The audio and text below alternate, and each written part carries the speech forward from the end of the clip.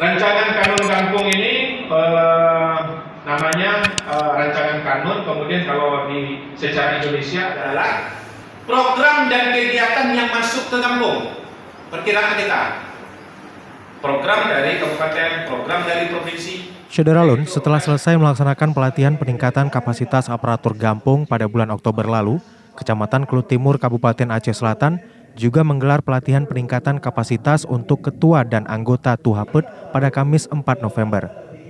Kegiatan yang diselenggarakan di Aula Kantor Camat Klut Timur ini diikuti seluruh ketua dan anggota dari 9 Gampung yang ada di kecamatan tersebut.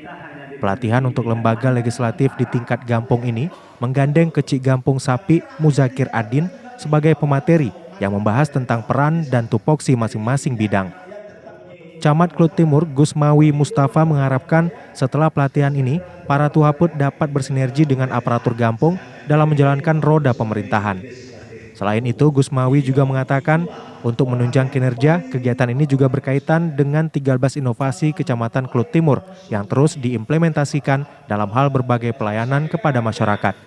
Setelah pelatihan ini, pihak kecamatan akan mengevaluasi per 3 bulan sekali terkait dengan kendala yang didapat di masing-masing Gampung. Baik roadshow kami dengan Pak Camat ke desa-desa, ke seluruh pemerintah desa, maupun acara pada hari ini,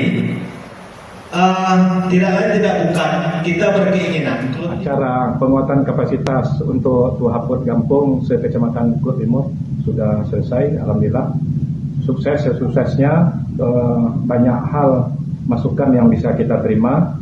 Tentu saja ini menjadi langkah awal kita bergerak lebih cepat lagi. Insyaallah dari kesepakatan tadi, 3 bulan berikutnya kita akan dari Aceh Selatan, Taufik Zaz, Serambi On TV. Lagi ke kampung-kampung yang di sana juga dihadiri oleh jajaran pemerintah Gampung dan Tuhaput Gampung. Jadi tentu saja nanti kita akan evaluasi lagi di mana letak hal-hal yang perlu kita perbaiki.